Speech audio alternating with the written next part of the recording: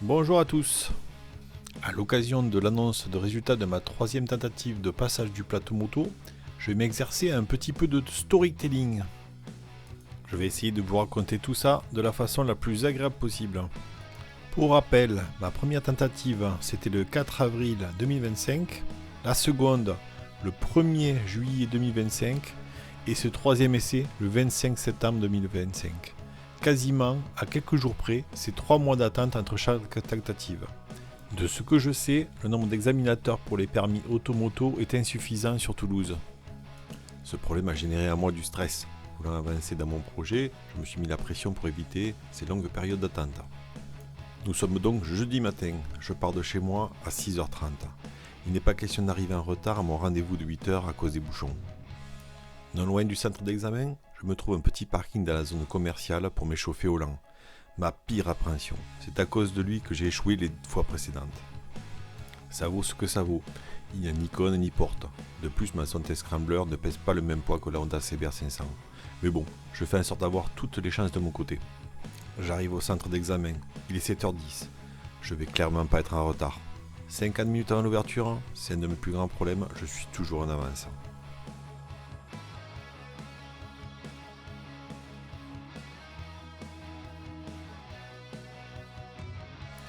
Il est environ 10h lorsque je repars. Toute la tension accumulée m'a quitté. Il faut dire, sur 5 moto-écoles, la mienne est passée en 4e position. Même si je suis bien couvert, il ne fait pas chaud. L'attente est pénible. J'ai envie que cela se termine vite.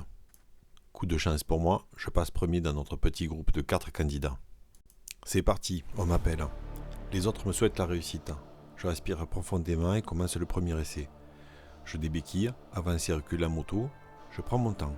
C'est bon, j'ai le droit à mes 3 pieds au sol. Je mets un filet de gaz constant, point de patinage ok, et gestion du frein arrière correcte. La première porte est franchie. Je me dirige vers la seconde. Quelque chose cloche avec mon centre de gravité. Je compense avec une impulsion du pied.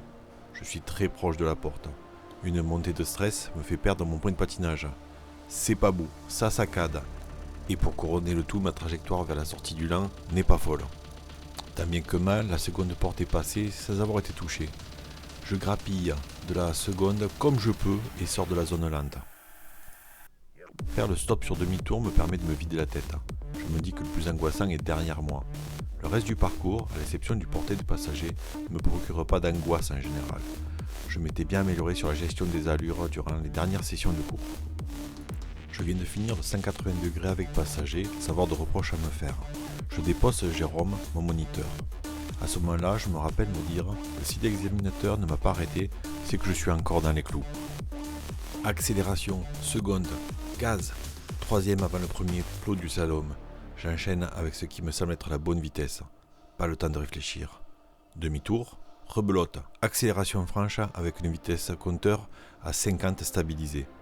Je me mise entre les plots de l'évitement et je ressors sans touche. Freinage entre les 4 plots bleus.